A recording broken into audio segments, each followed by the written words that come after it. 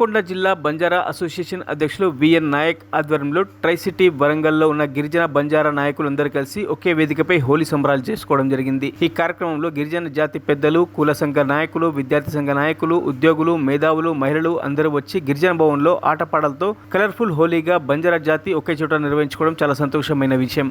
ఈ హోలీ మనకు ప్రేమ, ఐక్యత, స్నేహం, సద్భావన వంటి విలువను గుర్తు చేస్తుంది.